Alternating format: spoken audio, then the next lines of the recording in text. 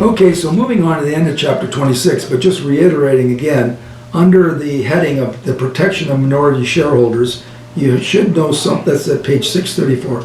Know this concept of majority rule, that the majority rules in the corporation, and know something about the appraisal remedy when that can be used, where you have a minority shareholder and he can avail himself of the appraisal remedy if the corporation, if the other shareholders have sold off most of the assets of the corporation.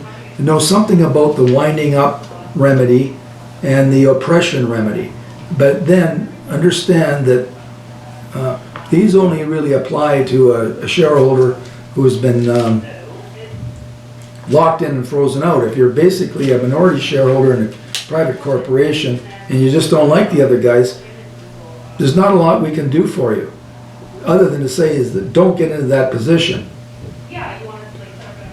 Now, what you can do though is before you, as soon as the corporation is incorporated, before the shareholders start arguing and fighting with each other down the road, you can sign something called the shareholders agreement, which is a contract which protects minority shareholders from being locked in and frozen out to some extent. These are explained on page 638, shareholder agreements.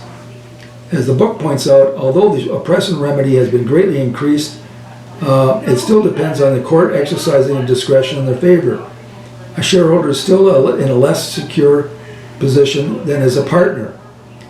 But it's possible to protect him somewhat upon incorporation by entering into a contract with the other shareholders where they all agree, for example, all shareholders agree to elect each other to the board of directors. So that if they don't elect me to the board of directors, they're in breach of the contract and I can do something about that in court right away. Or we can also agree that they won't fire me, so that they won't freeze me out. I won't be frozen out. They cannot, by contract, the shareholders agreement will say they always have to appoint me to the board of directors, so I have a say at the board of directors, and they cannot fire me from any employment position that I have. Also, we can agree to a fair price for my share interest. Every year we can determine what the shares are worth and give me at least this right, So every year we determine, let's say the shares are worth $100,000. We can have in the shareholders agreement that if I want to sell my shares to someone else, if they want to buy it, by the way, that if I get an offer for my shares, I have to offer them to the other shareholders first at the same price that I'm going to sell them to somebody else. This is called the right of first refusal. But this isn't particularly helpful because that presupposes that there's somebody that wants to buy my shares, and like I told you before, they're not terribly liquid. Nobody really wants to buy them, so that really doesn't help. So there isn't a lot we can do in a shareholders agreement where we have a minority shareholder to be bought out by the other shareholders, because nobody really wants to sign something like that where the majority says at any time the minority shareholder can say buy my shares. They can say, well, we don't have the money to do that or whatever.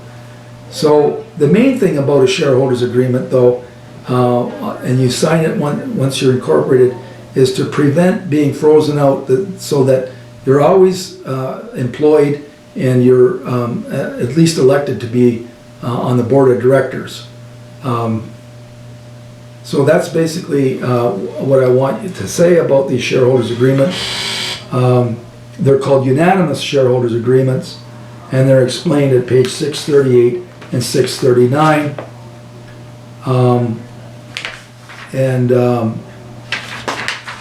Basically we have now finished chapter 26. And I indicated by email today also, which is I guess the 5th of August, that we're going to have the second midterm next Wednesday, the 12th of August at 7 p.m., covering only what I've covered in chapters 25 and 26, and it'll be a test much like the last one. Incidentally, many people did very well in the last one, so hopefully we'll do as good, if not better, on this one. But it will also be multiple choice, and I've sent out an email today to you to make you aware of that. And also the final exam is coming up, I think, on the 29th of August. It's on a Saturday for some reason. I don't know why they have it on Saturday at 2 p.m. It will also be multiple choice.